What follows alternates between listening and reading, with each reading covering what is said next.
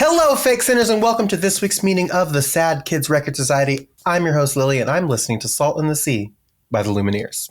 And I am your other host, Adam. And I have been listening to Midwest Swing by the St. Lunatics. But we'll tell you about that later. For now, let's drop the needle.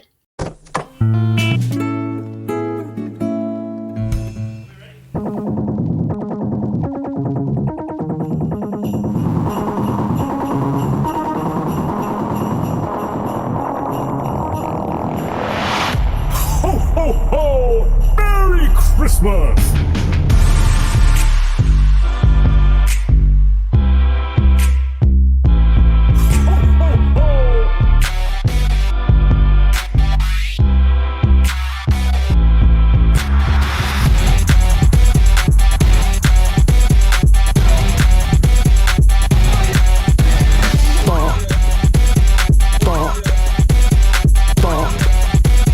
This is a bop.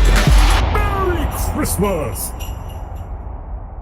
Hello, everybody. Welcome to, I guess the first episode of Sad Kids Record Society, but it's the Christmas episode. We don't fucking talk about the Christmas episode. No. Keep it secret, keep it safe. But that's what it is. Sad Kids Record Society, if you've never listened to it before, neither has anybody else. It's the first time we're doing it. And so this is a lot of crazy faffing about. If you used to listen to the podcast we did, welcome back. Merry Christmas. It's good to have you here. You know what's about to happen, generally speaking. Or maybe not. We're mixing it up. If you're new and you've never listened before, welcome in. Merry Christmas. This is a special episode that we do, and we're coming back. We'll talk about all the other random stuff later. It's also weird to have strangers at Christmas. What do you mean? Like, you don't usually invite strangers to your Christmas episode, but I understand. We're like, it's like a shelter, like, you know, it's like a like a soup kitchen. You know what I mean? Yeah. We're like the Chinese restaurant on Christmas. We're always open and we're ready to serve all the folks that don't have anywhere to go or don't celebrate. So it's December 25th, 2025. As you're listening to this, it is way earlier for us, but quite frankly, we have to get this out of the way. 25, that feels weird. It just feels. It does feel weird. 25. Yeah, it does feel weird. But you know what? We're making it through it. We're here. It's Christmas. If you don't celebrate Christmas, then, happy Hanukkah, Kwanzaa, Festivus, Thursday. Yeah, happy Thursday. Just any of those. And if you do celebrate Christmas, Merry Christmas. The first thing we would like to do, we being me, Lily, and we being him, Adam, is talk about the fact that if you were a fan of our old podcast, you'll know that for a good number of years, 3 years in a row, we did we covered a Panic at the Disco Christmas song called Feels Like Christmas. God damn it. Yeah. And it was not a good song. No. And so we were thinking about what we wanted to do for the Christmas episode this year. And we thought, you know what? We want to keep the tradition of having a Christmas episode going. I think that was very important to us. But we just I think with us leaving Panic at the Disco behind in the past, probably. And also, with the changes, everything happening and us changing the feed over to be Sad Kids Record Society, all the other stuff, we were just like, we should probably not make our very first thing we do under this new banner talking about Feels Like Christmas by Panic at the Disco for the 4th year in a row. I don't know if we could survive. And quite frankly, I don't know that we had much else to say about it. No, we beat the shit out of it. We beat it up each Christmas, and then we beat it up on the rankings. I don't know if we could have done anything else. Yeah, well, because here's the thing: because the first time we did a straight up and down like cover of it. Like we talked about it and we like talked through the song, white children playing and boob jobs and whatever the fuck else was going on in that song. And then the second year we did, and this was before we really understood that like ChatGPT and LLMs were like not super cool and like not really beneficial or worth using. No. And so we did in our second year, we did try and come up with a better Christmas song than Feels Like Christmas using ChatGPT. And then the third year, we compared it to another song that Brendan Urie did on a live stream called Doesn't Feel Like Christmas. Or it's like some other song. We compared them and made them fight and kiss. Yeah. Little action figures making kiss. Yeah. And so now year 4, we are saying goodbye. That doesn't mean we might in a couple of years come back to it. I'm not going to say that we're never going to talk about it again. Sure. But I think for us right now and where we're at, I think we need to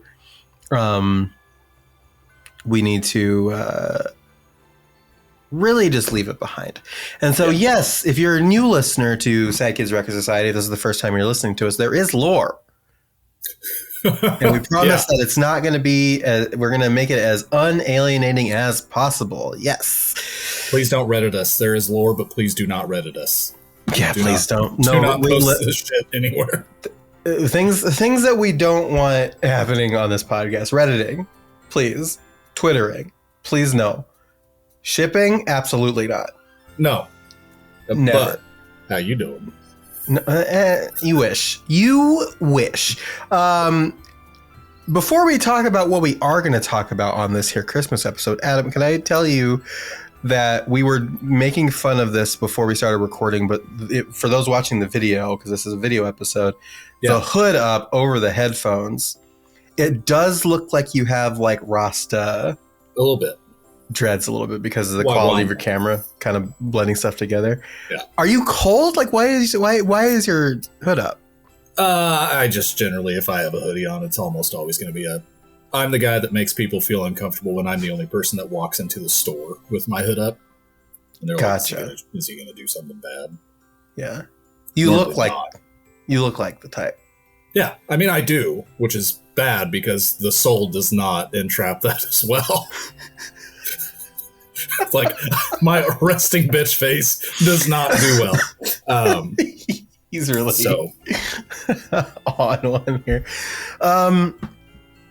Well, yeah. So it is, in fact, Christmas, like we said, and so we wanted to do something. Like I said, we're kind of moving away from that one song, thankfully, and we're coming back to do kind of like every Christmas episode is going to be something different now, and we're going to kind of talk about like Christmassy themed things, specifically music. And we decided, and if you listen to our little preview episode earlier in the month where we talked about like changing the feed over, you'll know this, but if not, welcome to the news that we're talking about. All I Want for Christmas Is You by My Chemical Romance.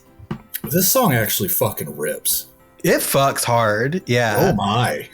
It fucks pretty hard. Merry Christmas. No shit. It fucks hard on Christmas. It's wild how fucking different this feels. Yeah. Late September, you're going to have a baby because this fucks hard. What is that? Another baby hit the towers? Oh, shit. Stop.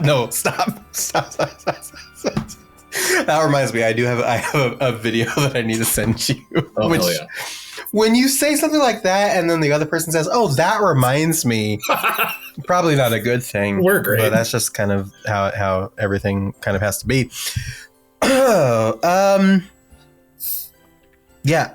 So the reason why this was actually an Adam idea. So to give credit where credit is due, Adam was just like, should we talk about this? And I said, you know what? Yes, we should.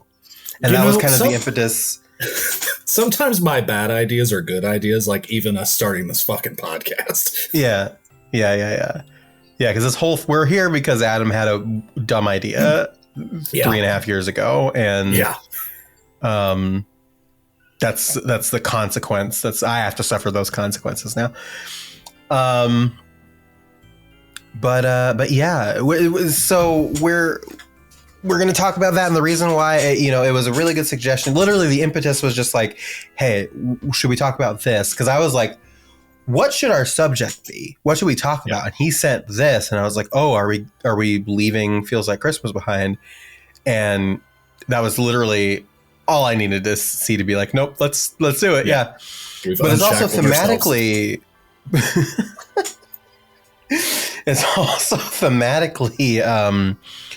pretty cool, because our first season, when we come back for our like official start, is going to be Black Parade. Yeah. So we've got some My Chemical Romance ties there. And we would like to talk about this song. And we might talk about like more than just this. Because it is in fact a cover of All I Want for Christmas Is You by Mariah Carey. So we may talk about that song. We may talk about other Christmas songs. We may talk about what have you. But we are going to talk about this. So I'm actually impressed. Like, we went to the mall yesterday, just Gabe and I, because we wanted to get out of the house and do shit, because it's like 38 degrees here. At least it was yesterday. So like, let's just go be mall rats for a little bit. Yeah. I am shocked at the lack of Christmas music that I actually heard in any store. Really? Yeah. Like, it wasn't because the place was like ripping and roaring and busy and you couldn't just hear the radio in each store. Like, it just either wasn't present or I was so just zoned out that I didn't even acknowledge. But I do not recall hearing any Christmas music yesterday. Yeah. Like, we went to Costco, PetSmart, like a few places, and it was like, there is a very distinct lack of holly jolly going on right now. It's interesting too, because like, so I don't know if you're even playing, and quite frankly, because of how early in the season we are recording this episode, I don't know how it's gone. But I play this game every year called Whamageddon. And Whamageddon is a game where you try to avoid listening to Last Christmas by Wham for most of the month of December. Basically, you go through all of December, and if you make it to Christmas, your reward is that you get to listen to Last Christmas by Wham. And if you don't make it through Christmas, your punishment is that you get to listen to Last Christmas by Wham. Not much of a punishment, IMHO. Yeah. And yeah, I always like, we've been doing a lot more stuff. We've been going to like holiday lights, and me and Chelsea have been going to holiday lights and like going to the mall and like doing shopping and stuff for the season. And I haven't like,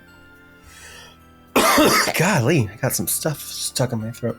I would have expected to hear it by now. Sure. And haven't, which is very strange to me. Everybody's playing, that's why. Yeah, I guess. I don't know.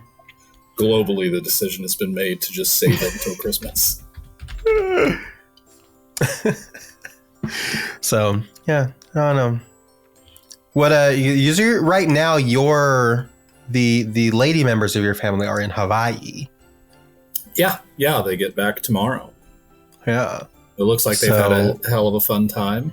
Yeah, it seems like it. There's like the Polynesian Cultural Center that they spent almost the entirety of Friday at. Saturday was Pearl Harbor, and then like the day before actual Pearl Harbor Day, so that would probably be pretty neat. And then last night was the parade. Like, they do a big Pearl Harbor parade, and all the All-American cheerleaders were in it. So, all right. I'm ready. But now, and you're stuck in Kansas with your beleaguered boy child, right? And 38 going to the mall weather. In 38-degree weather. Yeah. So I'm sure same difference, right? I've had a lot of alone time, like sure, which I don't mind, but after like a couple of days of that, I'm like I'm ready, because then like Friday evening he had shit. Saturday he was gone all day for a tournament, and then yesterday was probably the most like actual together time that we've had and all that. And I was like, I want to get out of the house. I want to go do things. I want to actually spend time, not just be alone. Yeah, you do go a little stir crazy because Chelsea will like go on pet sits every so often. Yeah. And what'll wind up happening is she has to go to work so early that she goes to work, and then when she gets off work, she has to go straight to the house to watch the dogs or the cats or whoever she's babysitting or pet sitting. And then that goes on for like a week. And so I just don't, and sometimes like periodically I just won't see her for a week. And it's like, Yeah. At first it's like, oh yeah, independent and I get to like do whatever. And then like after like day 2, it's just like, Yeah. I miss my wife. Like, I don't know. We're real like wife people here. I think a lot of other podcasts that people could listen to be like, oh no, my spouse is gone. I can fucking order out. I cannot wipe my ass for a week. Like, it's just like, move on. Like, that's problematic. Just, if you think, right. if you just think like that enjoy your spouse. Spouse being gone means you can't wipe your ass for a week. I think you got bigger problems than not liking your spouse. That's a psychosis thing, man. You're generally a dick and have bad hygiene. Yeah. I feel like boomer and Gen X humor is like, oh, my wife's a fucking bitch. And I don't get it. My grandpa had so many shirts that was like, forget the dog, beware the wife, and like all this other stuff. It's just like they thought that like that was like peak comedy. Yeah. Like insane to me. So this person who saved my life and gave me children, fuck them. Mm-hmm. It's just like yeah, like I don't mind like a day or two or a couple of days like separated because they absence make the heart grow fonder and like right. But like there's a certain point where it's just like I did pick this person, yeah, and I would like to be around this person. So, actively interested, but years later, not anymore. No thanks. Get out of my life. Yeah, no. No. So but whatever. I have not cooked a meal, so there is that. I'm a very good spaghetti maker, but that's like it. Like, I'm not skilled or gifted. I can grill some shit, but I'm not going to go freeze my nuts off to grill some meat. Yesterday, we actually got the Costco Alfredo, and mid-bite, I find a fucking whole-ass wishbone. I was like, what the fuck? Why is there bone in my chicken Alfredo? I mean, ostensibly from the chicken. I mean, like, right. Here's the thing. Like, if I'm of two minds of like finding a bone in a thing, like, because it assures me that yes, it's real chicken. Yeah, it's not the Campbell's chicken soup meat. Yeah, yes. I don't eat that shit. That's for poor people. 3D printed meat. Yeah. I don't know if y'all heard about that, but the CEO of Campbell's was heard on tape saying that his product was 3D printed meat and it was for poor people, and he doesn't eat that shit. So whatever. Just another thing. Just another fucking thing. But yeah, I you know what? I completely forgot what I was gonna say just then. Right, yeah. Like I could expect to find a bone and a lot. There we go. I was about the bone, but it's pasta, just like not so much. No, because that's the thing. Is it's like I guess it's real chicken, but at the same time, it's just like I paid for this thing, and I expecting to not have bones in the chicken. Right. Like that's the exchange you make, right? Where it's just like I go to a restaurant and I order a plate of chicken Alfredo, right? Yeah.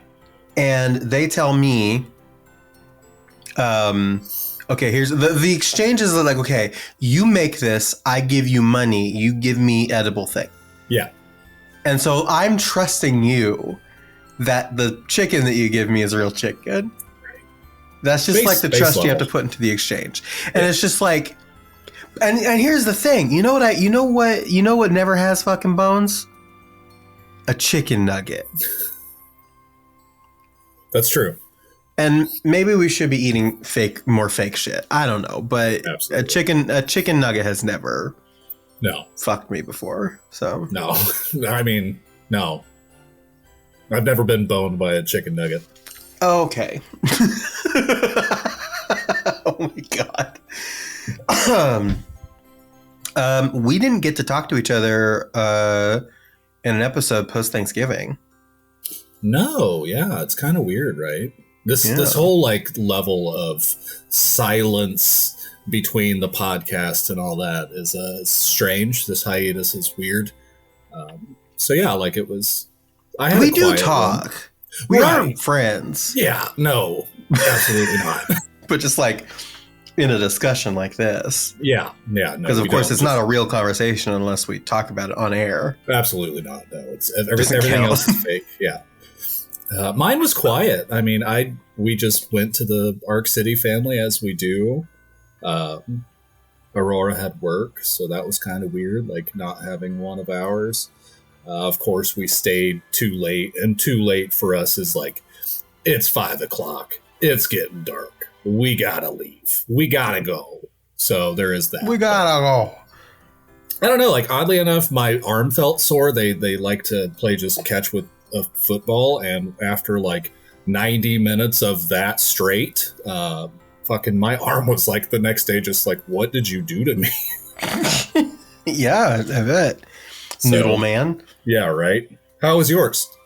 Good. It was just me and Chelsea. We just kind of stayed in and didn't go anywhere, but we cooked everything. Like we cooked like it was the first time we've ever done everything like by ourselves. Yeah. So I dry brined a little like a 6-pound turkey breast. I made some mac and cheese. I made some mashed potatoes. Chelsea made some green bean casserole and like a nice peanut butter chocolate pie and like a little like mocktail. And it was a really, really great Thanksgiving. I saw we watched Stranger Things. Food. I would have ate the shit out of that green bean casserole. Yeah. Of course, like you picked the green bean casserole out of all of those things because you're white as fuck. Yeah. Well, I'm like a side guy too. Like when I make a Thanksgiving plate, it's like sides are the first layer. Like it's just one thing, and then all of the meat gets kind of like stacked on top of that. I do want to throw out there that I did also say mashed potatoes and macaroni and cheese. No, it's fine. I just need green bean casserole. It's all right. You're a hater. But anyway, this is not about Thanksgiving. It's about Christmas. Yeah. Ooh, funnily enough, real quick, I won something at our brewery's bingo night right before Thanksgiving. Oh. And normally, like, their prizes are brewery, like, merch and shit like that. Like, hats and stickers and cups, glasses, all that kind of shit. Nope, not this time. And Adam won. Their selection was trash. But with it being right before Thanksgiving, of all of the things that they could have, they had a casserole dish container. It was like a travel bag for a casserole dish from the Kansas Lottery. So somebody has a gambling problem. They should get that. So there's that. But it was like, you know what? Of all the fucking things, we're actually going to use this. Like I could get weird puka earrings and all this other kind of like shit that literally nobody in this house would use. But like the one time that we need this is in 2 days. Hell yeah. Yeah, we'll take it. And it's got like the lining inside, so it's, you know, it kept it all nice and warm and shit. Like I was happy. Will I ever win bingo again there? Never. But the one time. You want something useful. Came in good. Yeah. All right. Well, Christmas. Well, as you're listening to this, I'm in Seattle, Washington. Where are you? Oh, shit. I think, actually, Arc City again. I mean, we'll be in good old fucking South Central Kansas, small town. Yeah. Yay. Yeah. Cost less money, though. That's for damn sure. I'll tell you that much, because, golly, plane ticket plus just buying things in Washington. Right. Like, yeah. But it'll be fun. I'm excited. Yeah, I don't mind a quiet Christmas. Like, it's my dad's birthday that day. He's Jesus. I don't know if I ever told you that. Yeah, Jesus. So I'm sure he'll be around or something like that. But it's odd. Like, he knows my family, of course. Obviously, it'd be weird if he didn't. And then he knows my wife's family because, like, all Arc City located, like, the origin story of how everybody kind of ties together is weird.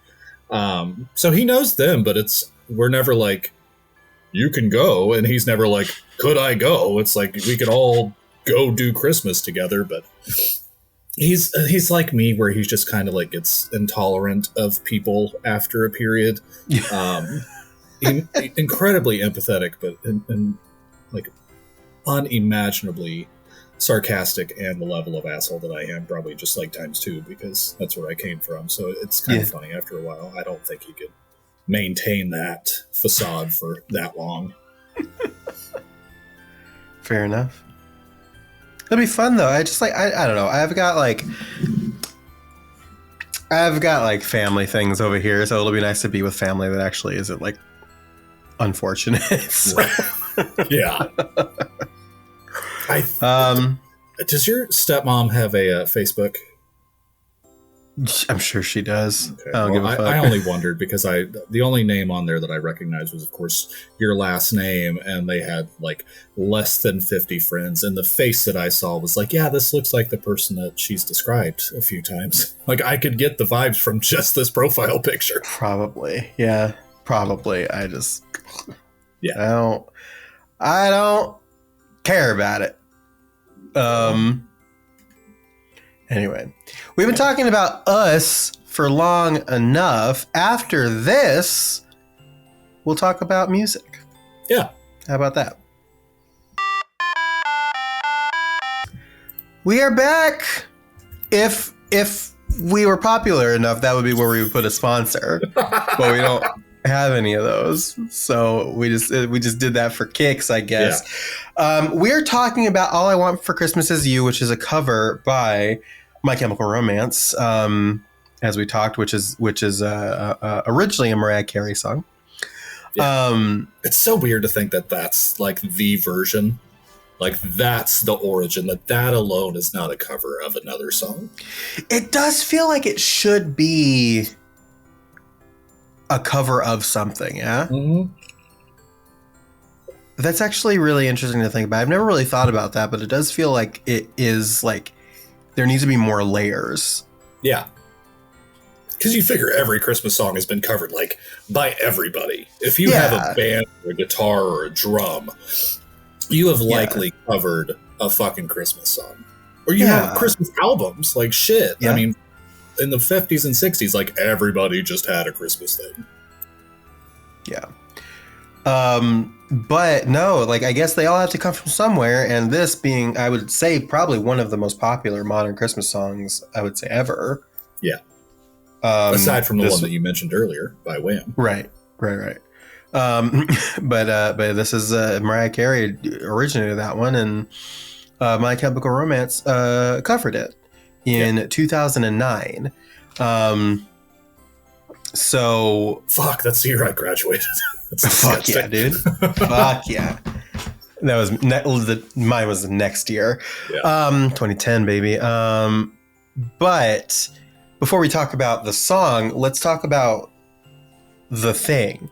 Yeah. So the cover, "All I Want for Christmas Is You" by My Chemical Romance comes from a compilation album released on December 1st, 2009 called Gift Wrapped, 20 Songs That Keep on Giving. It was, I mean, it's a 20 song album. Yeah. And the cover of it is apparently a speaking of people with Christmas albums, a send up of a Patti Page Christmas album. That's really all there is to it. It's about an hour long. They did do a Gift Wrap Volume 2 in 2010, so that might be something to pull songs from. But let's talk about 2009. Yeah. So we're just gonna go through the list because it's a really interesting mishmash of people and things. A lot of these don't make sense together, but I mean, here we are. So we're starting off with "Let It Snow, Let It Snow, Let It Snow," the live version by Michael Bublé, leading into "All I Want for Christmas Is You" by My Chemical Romance. What? Such whiplash already. So we're off to a great start into "A Change at Christmas, Say It Isn't So" by the Flaming Lips. Okay. Sure. At This Time of Year by Nikki and Rich. Walking in the Air, which is the Snowman song, if you've seen that, by Foxy Shazam. That's a pull. The Lights and Buzz by Jack's Mannequin. So weird. Yeah. Silver Bells by Megan Smith. Winter Wonderland by Randy Travis. Yeah. Into My Dear Acquaintance, A Happy New Year by Regina Spektor. Like, yeah, sure. I mean, Yeah, okay. 500 Days of Summer called. They want their artist back. We then have Yourself a Merry Little Christmas by Tyler Hilton. When is Hanukkah this year? So we have moved over to Hanukkah for this one. When is Hanukkah this year by Melee. Into Alone This Holiday by The Used. I love 30 Days. Yeah. Not only are we like all inclusive, but it's like, oh, hey, you're by yourself now too. Yeah. 30 Days by Never Shout Never. Holy shit, Never Shout Never. Santa Claus is Back in Town by Dwight Yoakam.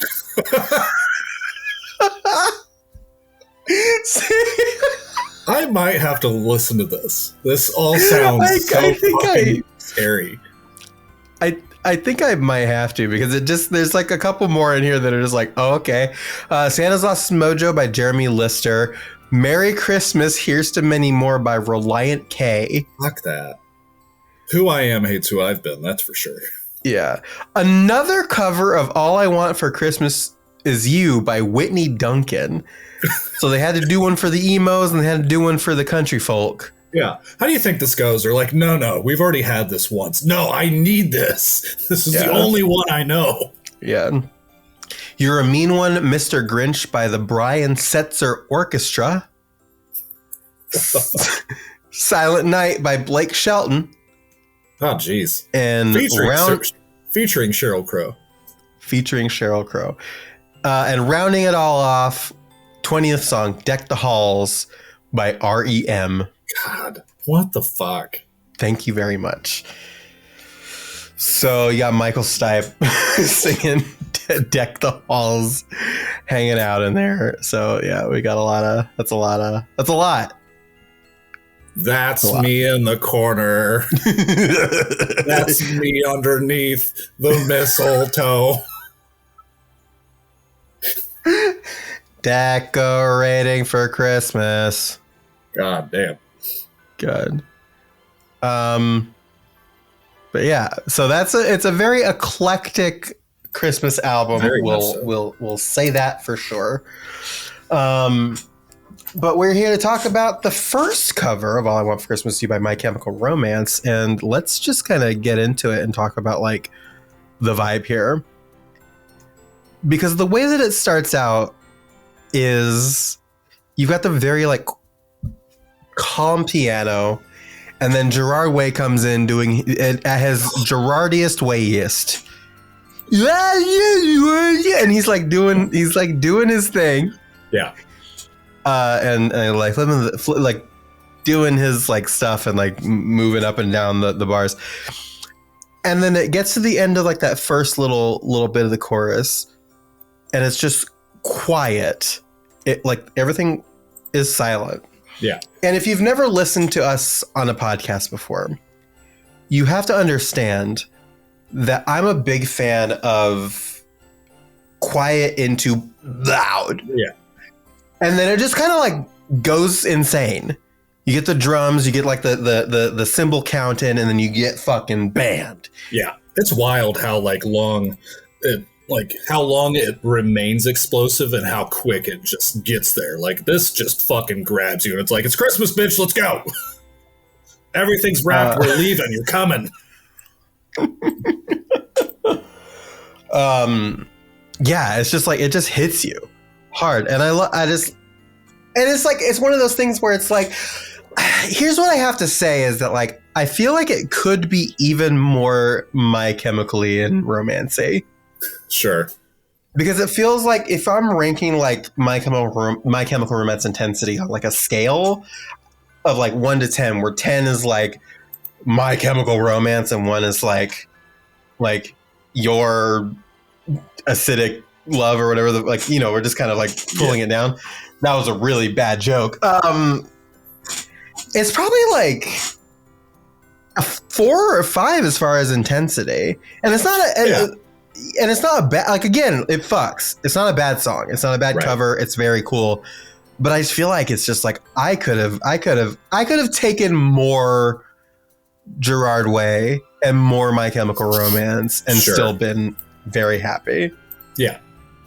Yeah, I think like looking at what's on this album, I'm sure everybody played it relatively safe. And I mean, it's, with a Christmas song, save for the one that we've escaped, like how far out there can you be? Yeah. And it's not that like the last song that we discussed was far out there, but at least it was an original, and it still like kind of stayed to what the band was wanting to do at that point. Yeah. But this is just, it's not necessarily like Baby's first My Chemical Romance, but it's kind of a few steps beyond that. Yeah. Well, I hope that, everybody playing it safe. I hope Dwight Yoakam went a little crazy with Santa Claus is Back in Town, because that's what I'm hoping for. I need my Yoakam. Yeah. Guitar Santa's back. Hillbilly music. Once I saw that, I was like, I have to listen. So I gotta. Excited. It's like, what an interesting thought experiment this album must have been. No shit. I did look ahead. The second album doesn't look as like, oh shit. Or it's like, oh, this one. Yeah, I saw like Tegan and Sarah was on it. Yeah. It looks like there's a video of a Devo Christmas song. So, I guess whip it. There's a couple, like Regina Spektor came back, Foxy Shazam came back, Flaming Lips came back, but there's the Token Hanukkah song on there as well. Absolutely. So it's like, yeah. But I was trying because she was like a host. Cara DioGuardi was a host on American Idol for 1 season. All right. Anyway, not important. Tell me how you feel about, tell me about like your general feelings, like listening to this song and like how it builds and stuff. I think like listening to it was, like we've said, like it fucking rips. It's a cool ass cover. And I was surprised to think like we've had this song at this point for 20 years at this point. 21 fucking years almost. No. Yes. No. 30 years. What are you? My math isn't mathing. What are you trying to say? Like we've had the original version for 30 years at this point. Yeah, 94. Yeah. So to hear this was like a pleasant surprise, because it was just thinking, man, like I'm so fucking tired of this song. There's no way that this song could sound any different. And based on some of the covers that we had talked about on our previous iteration of the show, it was like covers vary. Like you either have really good covers or you have really bad covers. Or you just have like boring covers that don't do anything. Yeah. The problem I think with and I think they struck the balance here really well. The problem with covering such a famous song is that you can't go too weird with it, because people are going to hate it if you go too weird with it. But you also can't go too safe with it, because people are always going to be like, well, I mean, why not just listen to the original? Yeah. Right. And I think they went just far enough over the line that it still retains the charm of the song. Agreed. While also feeling like their song. Yeah. I mean, like the thing about All I Want for Christmas Is You is like, this is the national anthem of Christmas. Right? Like, this isn't just like a baseball or a football game where you can have a different artist go out there every time that you're going to throw the ball and sing the national anthem and be like, we'll see what we get. it's this artist. Are they going to hold the highs high? Or are they going to go low with the lows? What the fuck are they going to do that's going to make it different? Yeah, I mean, like, are you going to get Fergie singing the national anthem? Yeah. Like, what are we going to get here? So, like, I think when you see My Chemical Romance covering All I Want for Christmas Is You, you're like, that could be really fucking bad. Like, what version of My Chemical Romance do you get? And I think for it to be just, like, out there and explosive definitely was a good choice. They definitely,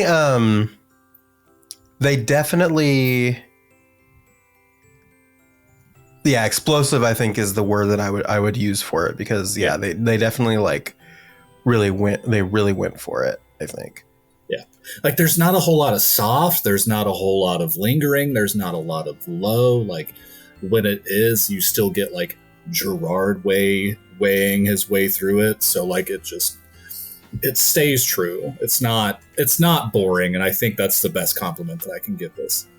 Yeah, and also like the time this album came out too, I think this is like the year before Danger Days came out, so we were a little far removed from Black Parade. We were kind of like approaching the end at the time for what My Chemical Romance was. Yeah.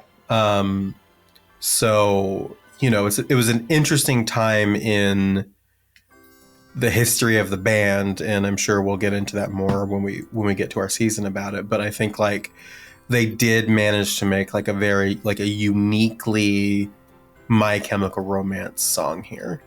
Yeah. Like it's even cool as it starts to near the end of the song, or like the final verse. It remains at that kind of like loud tone, but in the most Gerard way of doing things. I'm going to hate this season of weighing.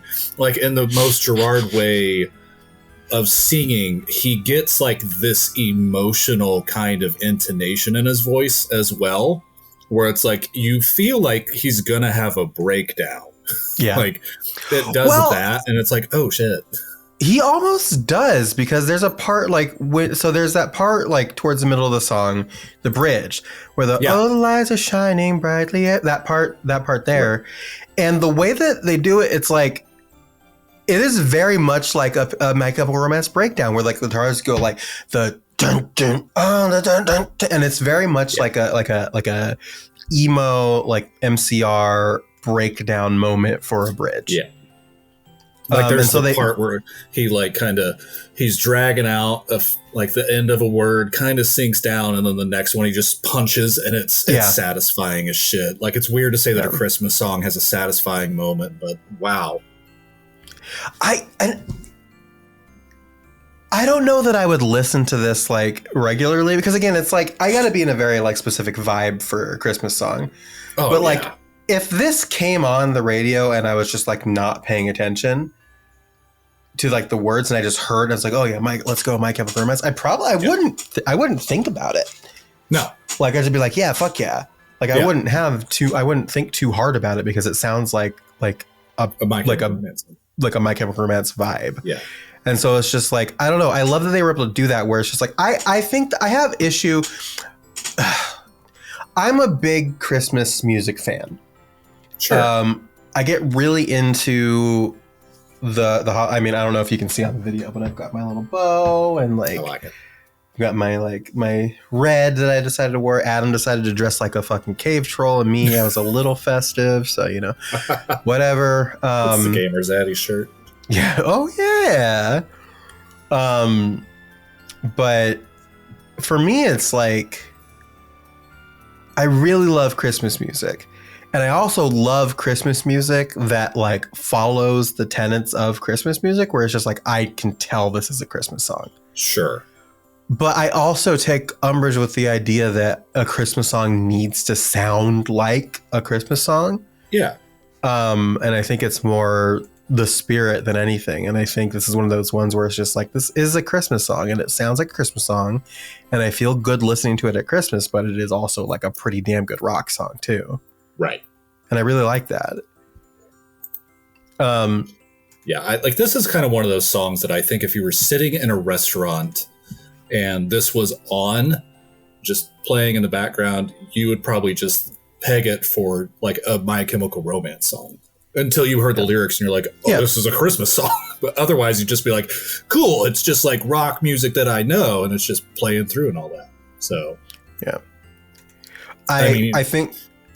No, go ahead. Finish your... I've stated before that my literal favorite Christmas song is White Christmas by the Drifters. Mm-hmm. And that's one of those that like doesn't sound like a Christmas song, but like it's so stuck in my mind that I'm like, this is ostensibly a Christmas song. Yeah. But like nothing about it is like, hey, this is Christmas aside from lyrics. But other than that, you're like, yeah, cool. Like, fuck it. Middle fingers to the law, baby. Yeah. As it continues, so you've got the like kind of like the breakdown of the bridge, and then it goes into like the last verse. And so the last verse is the I don't want a lot for Christmas. This is all I'm asking for. I just want to see my baby standing right outside my door before it goes into the chorus. And that's that part you were talking about where it's where he starts singing, and it's like the guitar is like really kind of like the low guitar, and he's singing low. And again, I love a punch like that where you get that last line and he just goes, standing right outside my door, and he whispers it, and then and he just like launches into the last chorus. God, what a cool... That's so My Chemical Romance. Yeah. It is so weird to think of what this band has done. And of course, the season that we'll start and talk about that album specifically. But like for all of that, against this is kind of a strange trajectory that's like impressive. I mean, it's again like this could have sucked. I'm so glad that it doesn't suck. Yeah. Like, it's so fucking interesting that it's not garbage. I think I like when things that I like don't suck, and I think that's just like a really like pretty simple way to look at it. But it's like, yeah, I really like it when the things that I like don't suck, and it's like I like Christmas music, and I like when it doesn't suck, and I like music in general. And I like when it doesn't suck, and it's just like this is like one of those things where it's like I can just have my cake, eat it too. Yeah. It's just everything that I could possibly want in a Christmas song. And again, like I know I said at the top where it's just like it could have been more My Chemically in that way, but also it's like thinking on it, it's like I think it treats like it's the handshake of emo My Chemical Romance with Christmas, and I think they meet in the middle in a really respectful and like pretty cool way. Yeah. So I really don't have a complaint about it so much. I could jam this. I do jam this. I like it. Yeah. Like if I had a Christmas playlist, this would be on it. You know, this followed by fucking Paul McCartney, I guess. Like, I don't know. I think my only beef with Christmas music in general, and it's not the fault of Christmas music, that does not need to start being played in places November 1st. Like, I don't need 2 solid months of Christmas music. Yeah. If you kind of give me a good solid week, that is the Christmas week, and it's like, fucking get all your Christmas songs in now, and be like, cool, I'm all right with that. Like, I legit, like, once Thanksgiving is over, I'm fully on board. Sure. Like, I'm fully in. Like, literally, we had Thanksgiving, and then we didn't do like Black Friday shopping because fuck that. But we did go to like some Christmas lights stuff on Black Friday, and it's like I'm in the spirit. Like once I'm done with Thanksgiving, sure. But it's just like I think the creep is getting sooner and sooner and sooner. Where it's just like I can't even like enjoy Halloween. Right. Yeah. Before Christmas is like, hello, I'm here. Like it's like, God, I'm honestly surprised that like the people that brought you Spirit Halloween haven't like decided to do like Spirit Christmas or something. So they can, thought there was, I know there's not one near here, but I thought that there was a version of Spirit Halloween that did do Christmas. I'm sure it's gotta be a thing. right? Like, I don't know. I doubt it's the same people that do Spirit Halloween, but like, I feel like it has to be. Like, that would make bank, right? Because like Halloween is obviously like it a pretty is. Spirit Christmas stores are seasonable. Seasonal pop-ups by the owners of Spirit Halloween. Really Interesting. I wonder if we have one. Hold on. Spirit Christmas, a unique shop. Yeah. Okay. Let me see. Let me find a store near me. Yeah, this is what this podcast is about now. Oh, there's none by me. Fuck. You bitch. Damn. There is a Art the Clown Terrifier stackable mug set. Oh, okay. That's Spirit Christmas? At Spirit Christmas. Damn. They're kind of like Christmassy. They've got special handles and all that. Well, there are certainly none near me, so... No. Interesting. Well, where? Yeah. Now I'm confused. Is this like where? They're everywhere and nowhere. Oh, okay. Here's an article from the Today Show. Spirit Christmas stores are back. Here's where they're located. Let's see. Come on. There are 2 in Connecticut, 1 in Delaware, 3 in Illinois, 2 in Indiana, 1 in Kentucky, 1 in Maryland, 2 in Massachusetts, 2 in Michigan, 1 in New Hampshire, 1, 2, 3, 4, 5, 6 in New Jersey. Damn. 3 in New York, 2 in Ohio, but nowhere close to me, and 4 in Pennsylvania. Damn. That's a random like collection of states. Yeah, what a random spread of places. All right, well, now you know. Yeah. If you live in those places, go.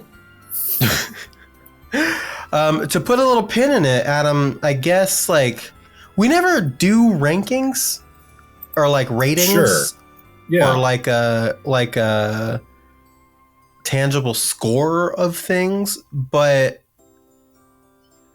like what would you get? Like I'm gonna give it like I'll say like a hippopotamus out of juggling. How does that sound? I think that would be perfect. That's a pretty good score, I think. Yeah. I think I'd give this like out of your entire CD collection, the one that has the slightest amount of scratches and skips at the most inopportune moments. Yeah. But like, you can forgive it because it's like it just kind of adds a vibe to it. You kind of sooner or later get used to like and then you just kind of move on. Yeah. I give it the crackling sound of a really well-loved vinyl out of 10. Sure. Yeah. So that's that. That is All I Want for Christmas Is You by My Chemical Romance. And when we come back, we're going to have some programming notes. It's exciting.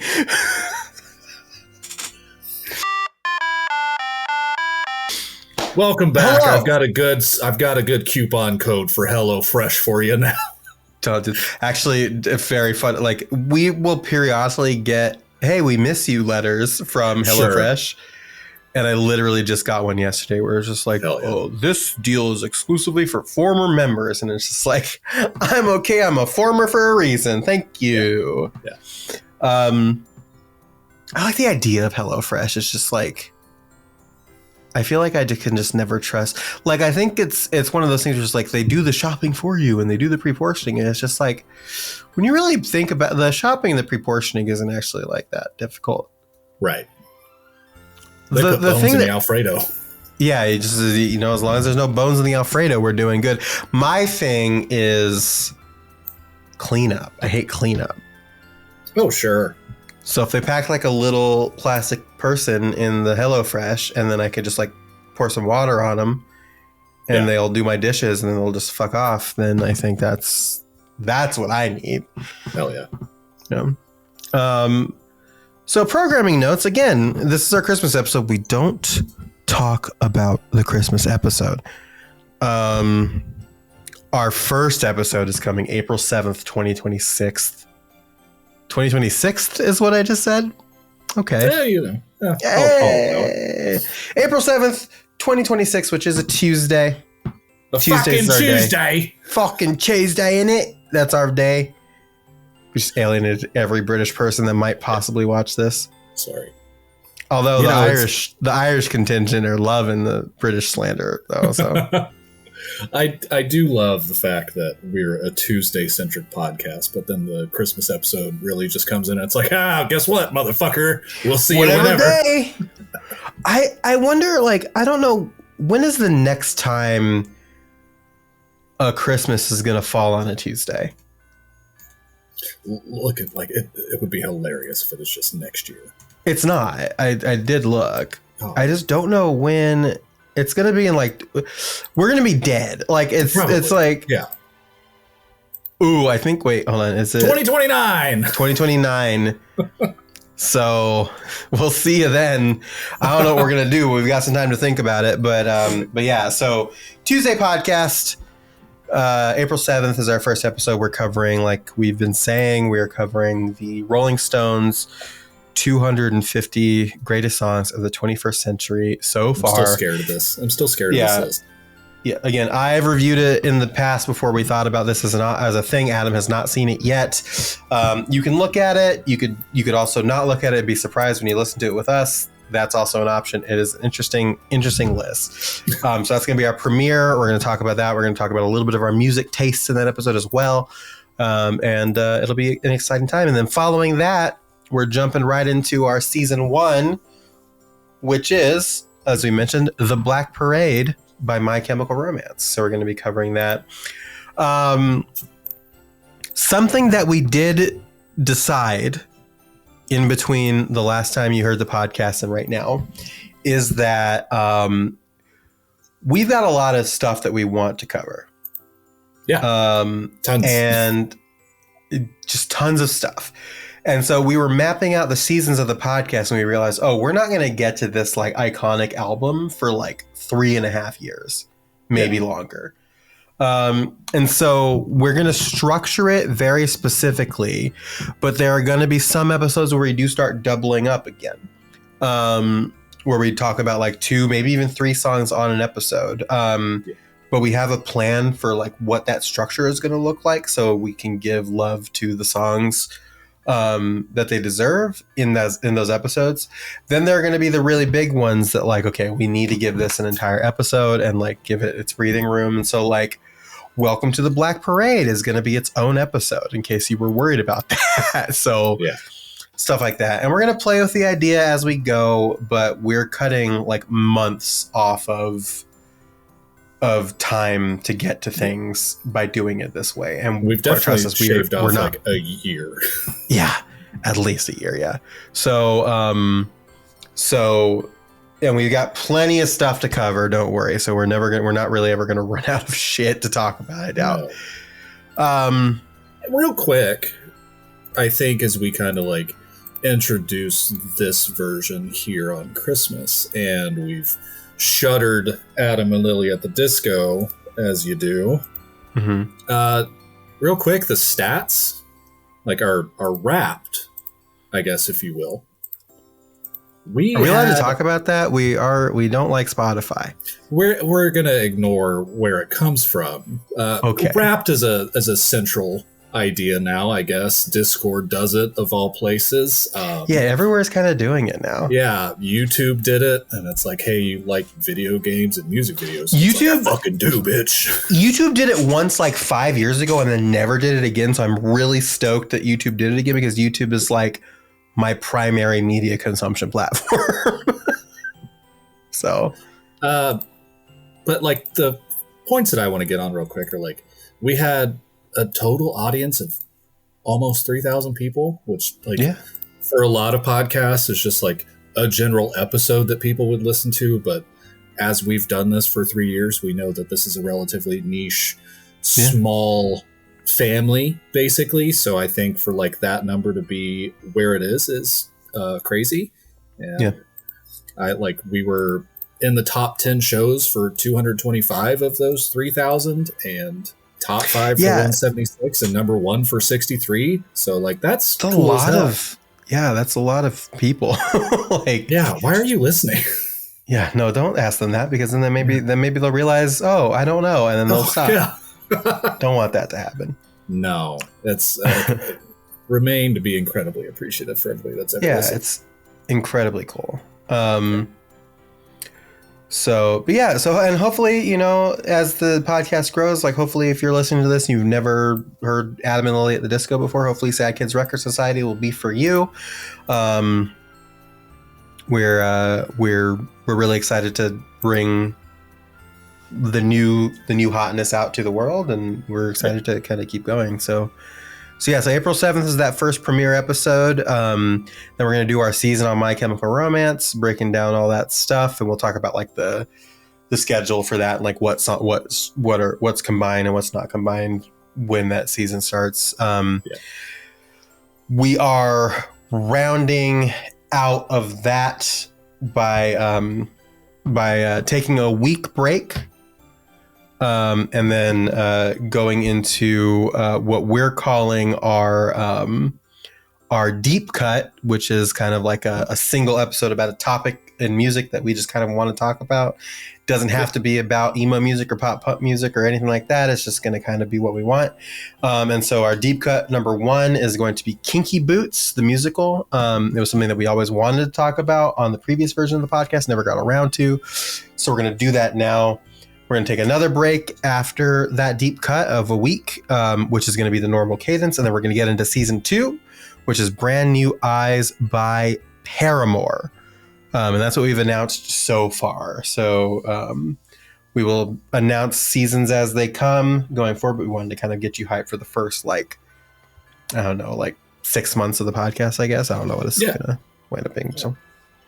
Where the show's going. You know, you mentioned earlier that this podcast has lore, and it's going to be interesting as we move through it. And if we gain any amount of continuous popularity, I cannot wait for all the people to come into this little house and try to keep up with the in-jokes that live here. I can barely keep up with the in-jokes that live here, quite frankly. So I don't know how they're going to stand a chance. I mean, the problem is that like we do the thing, and so we have to have bandwidth for doing the thing, right, as well as living the thing. Whereas they just have to listen and live it, and so they have a better chance of remembering than we do. Yeah, I don't remember half my bits, man. That's show business, baby. That's just all it is. Yeah, usually after I just like say words, I forget what was said, and sometimes that's an issue. Yeah. So. I do like a full defrag mentally after every single recording. Like I shove it out of there. There's like a lot of buildup and preparation into, and by a lot, I mean like very little, but it's still like the maintaining of those thoughts and not letting them like slip away or just get off on a different track, which we commonly do. But like, once we're done, it's gone. You do your thing and I am done. Did I say something problematic? It's not me anymore. I'm a new person, so you can't. That's gone. I flushed that. So sorry. That was that week's Adam and Lily. Yeah. Different this week. Different Adam and Lily. Sorry about it. Don't know what to tell you. You said microaggressions. I've done a lot of microaggressions recently, and I'm just God. Well, that pales in comparison to that one time Spotify auto captions decided to mishear my Red Wine Supernova reading. Yeah. There is that. We're not gonna talk about that. Lore, like I said, lore, and it's all esoteric and bad. It's all dependent on where you ingest this podcast from too. You'll get different things in each place. Yeah. Absolutely. All right, we're going to take one more bump, and then we're going to talk about our newest segment. Yeah, I see. Talk about saying shit. Talk about saying shit that that's just out there and you can't take back. We're going to take one more bump. We're going to rip another line. That's not what I meant. In show business, it's called a bumper, and it's like it bumper is like a bookend. It like bumpers the end of like a segment into another, and so it's called a bumper. And so I just said we're gonna take another bump, and it's just kind of what it shaked out. We're gonna take another quick break to hear from our non-existent sponsor, and we'll be right back with our newest segment. So we mentioned up top when we introduced the episode, we were listening to something.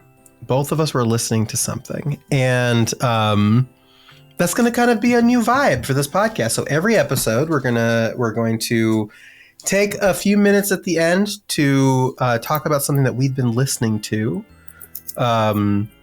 and we're going to kind of give each other some space to talk about those things and give us again, it could just be anything, but it's just what we're vibing with that week, and we're gonna give some love to some things.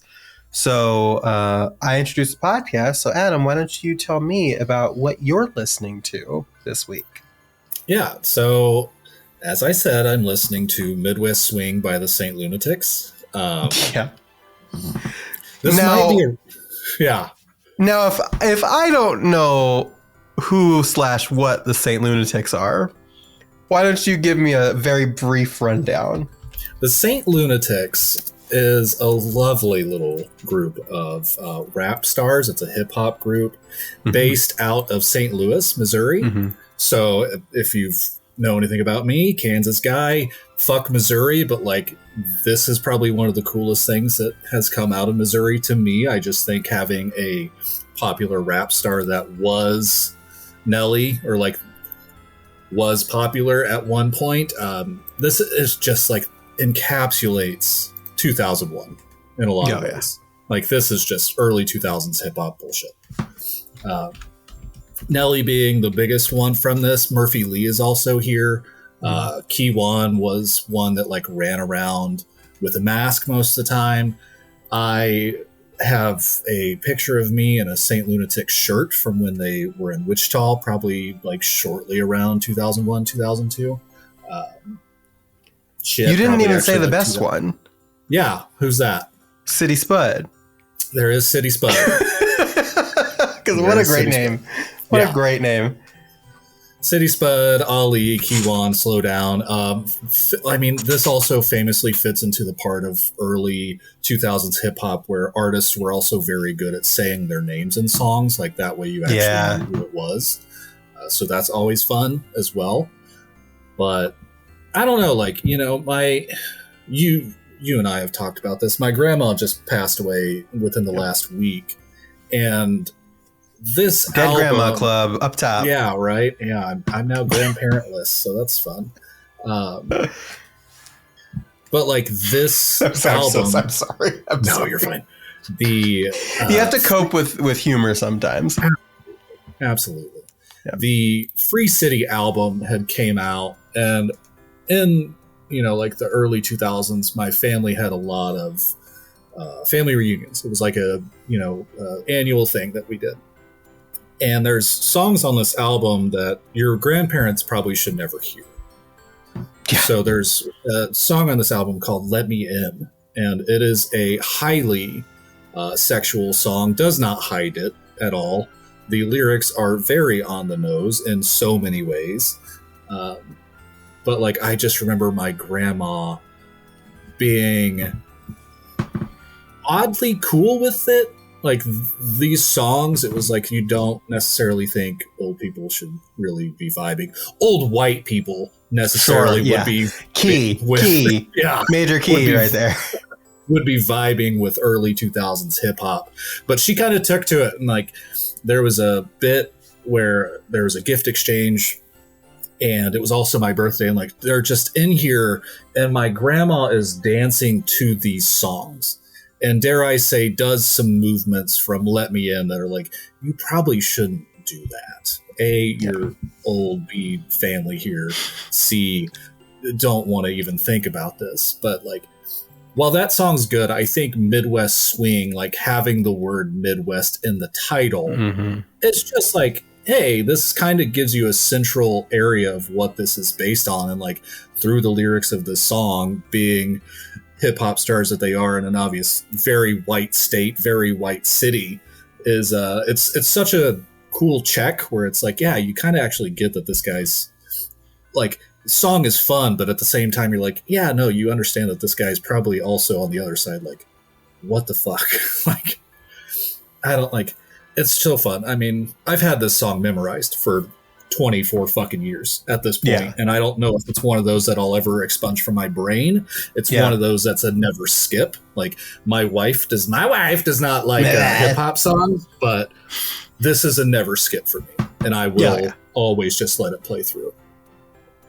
There's such a flow to it. I think like the problem with Nelly, aside from everything else that makes Nelly problematic, is somewhere he fell off making this kind of music and went into like the slower R&B side.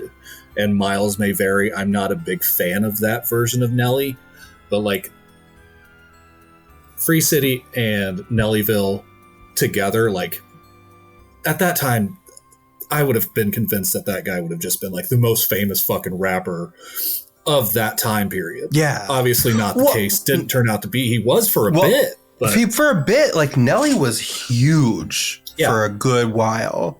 Did we ever figure out like what the whole tape on the cheek thing was about? I don't think so. Just a thing. That was like because that was the thing. It's like that was a thing that people did. Yeah. Like there were kids in my school walking around with like the fucking tape on the cheek for just because. Hell yeah.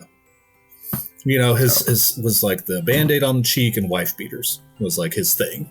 Really. And like, you know, the closely shaved head. So like he just, I don't know, like he was just a dude being normal Midwest guy that hit it rich, I guess. But yeah. You always think about like groups like that too, where it's like, so 50 Cent, Curtis, Jackson, professional P. Diddy hater, talked about it in an interview where he was just like usually with like rap groups like that. So you think about like G Unit, you think about D12, you think about groups like that, Wu-Tang, you think about groups like that. Usually like one of them gets really big and they kind of like begrudgingly give the other ones like play because they want to make the other one happy. Right. And it seems like Nelly was the guy from Saint Lunatic. So yeah, you know, like Murphy Lee popped off for a while. Yeah, he's got. They all always do. Like other people in the groups always do pop off for like a sec. Right. Like, I don't know if I've ever heard anybody else from D12, but like that's probably well D12, yeah, no, but like certain ones, like you think about like G Unit, like Lloyd Banks and The Game, and Tony Yayo was pretty big for a little bit.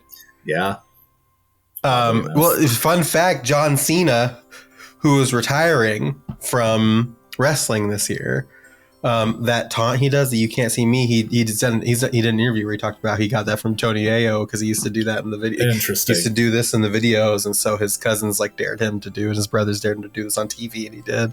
That's funny. So, but yeah. Well, you've got a song. I do have a song. So my song is "Salt in the Sea" by the Lumineers. And really the whole album, so the album 3, which is the Roman numeral 3 is how it's stylized, by the Lumineers, is is one of my favorite albums of all time. It's on my top list. Because like I see a lot of myself in it. And it's like this like multiple act album about this like family that is like gone through some shit. Basically, that's like the quickest summary that I could give it.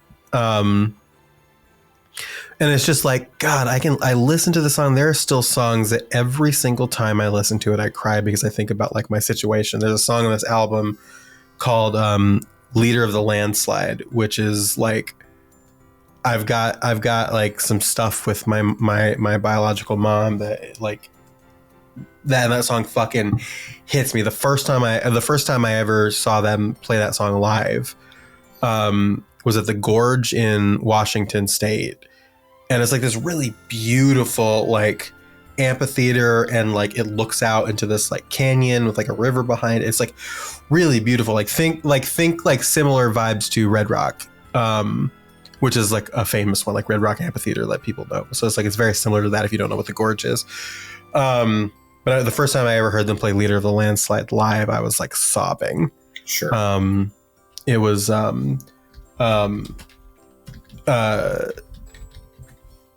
pretty watershed moment for me, literally.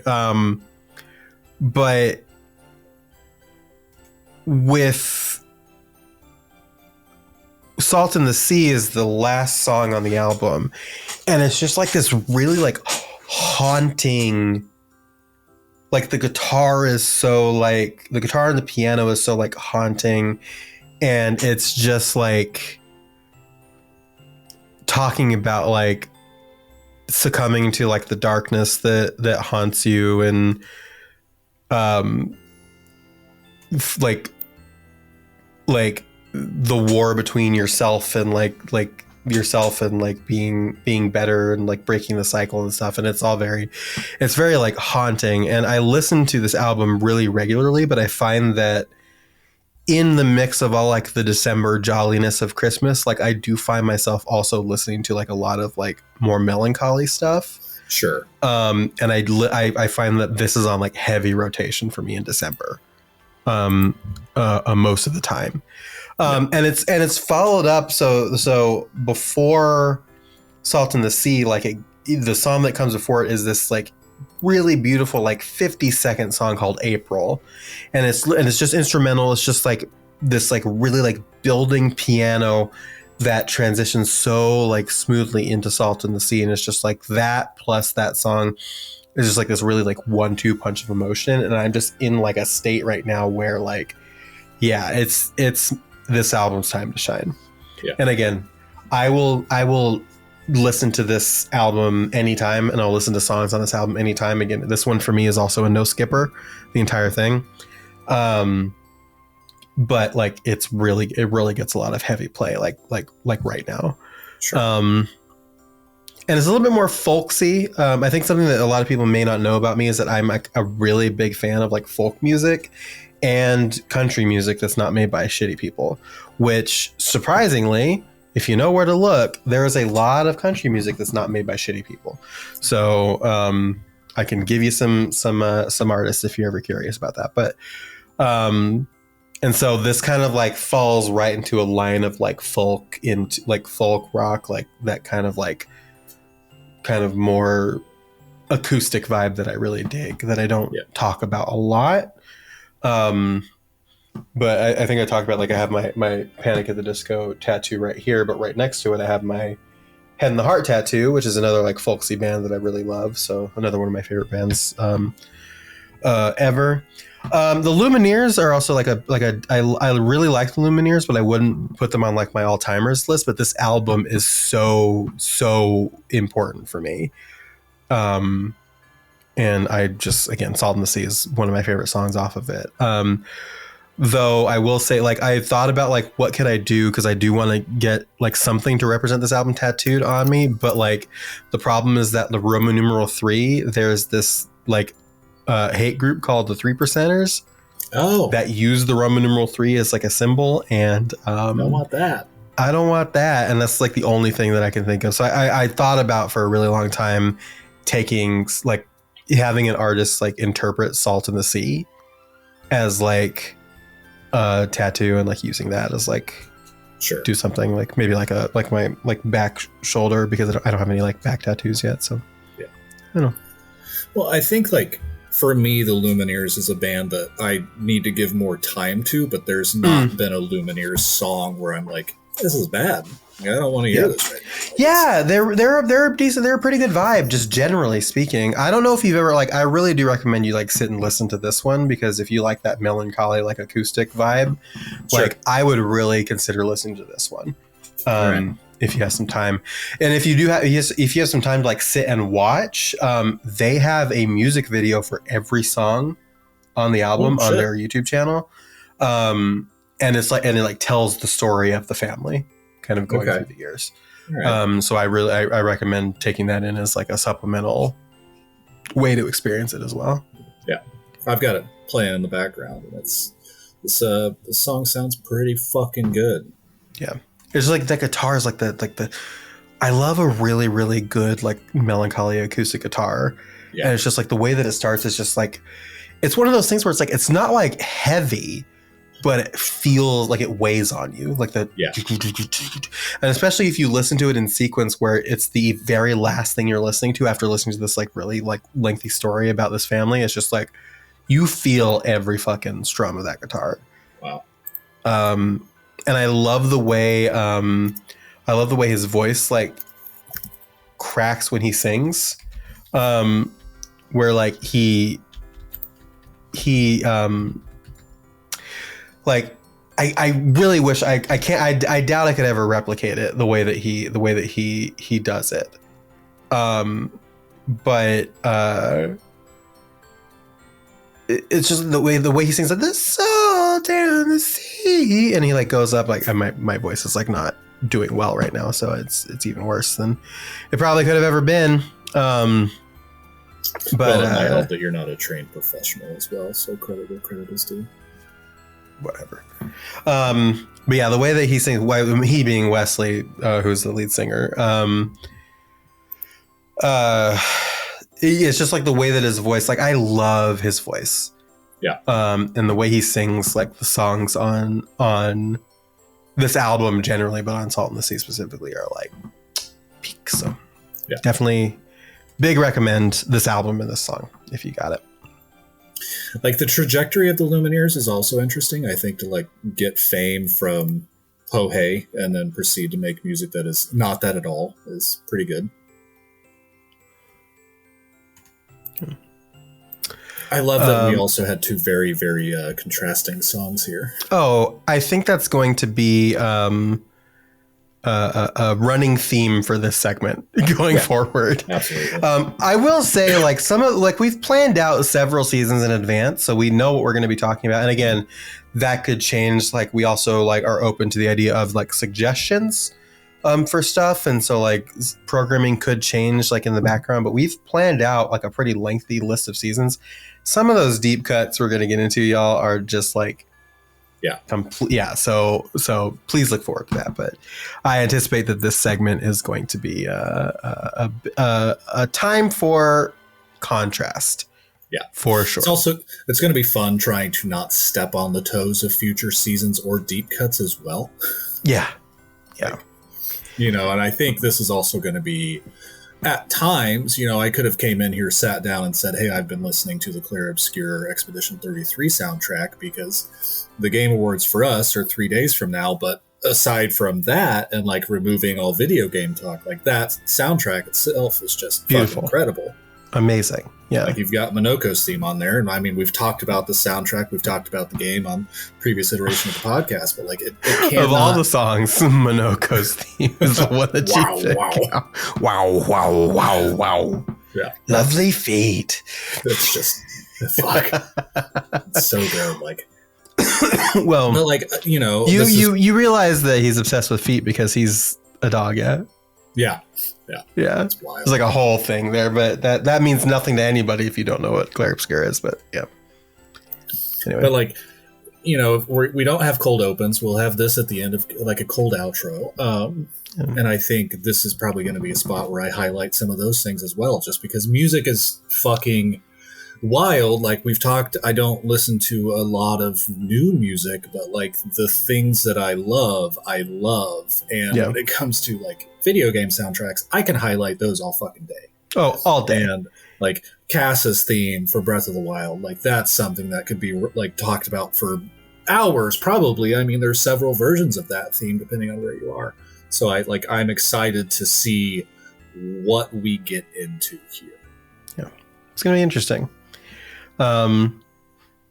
You say we don't have cold opens, but we do have cold opens. We have a podcast, a special monthly podcast we're going to be doing going forward. And our first one is probably going to be early May. We'll probably talk to you about it on the launch when we launch in April. But it's going to be called The Cold Open, and it's just going to be us yapping about literally whatever. like video games, movies, maybe probably some music, like just whatever we want to talk about. We're gonna have a monthly podcast where we talk about that. So please look forward to that. Patreon exclusive. That's not. We don't do that.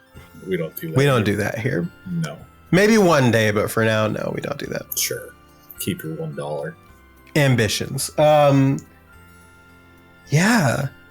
I mean, I guess that's it. Go to Instagram, Sad Kids Record Society on Instagram. You can follow us there. All of our stuff is in the show notes if you want to check links and things like that to figure out. Thank you again, as always, to Alessio Summerfield, who not only made our theme song that we're going to be using going forward, but made the version that you heard at the top of this episode that was a little bit more Christmassy. Just on a whim, I was like, "Hey, dude, how do you feel about this?" He's like, "I got you." So he did that, and it was very nice of him to do. So his information is in the show notes and will always be in the show notes. So please check that out as well. Yeah, I guess we'll see you on April 7th. Merry Christmas, Happy Holidays, Happy Thursday, and all the other things. Merry Crisis. Merry Chrysler. Adam, do you have anything else you'd like to say before we call it quits for this episode? No, I'm just excited for things to come. I've said it once on this podcast, but I appreciate everybody that continues to listen, and I look forward to anybody else that jumps on. So yeah, let's call this year over. I don't know what the fuck I was going to say. Should old acquaintance and what have you? We'll, I don't know. Yeah, anyway, juxtaposing the new season. Stop. Christmas. We almost made it through a whole episode without saying juxtapose, and now you got to ruin it. Anyway, Merry Christmas, Happy New Year. And with all that being said, I declare this meeting of the Sad Kids Record Society closed. Love you, bye. Love you, bye. Did I listen to pop music because I was miserable? Or was I miserable because I listened to pop music?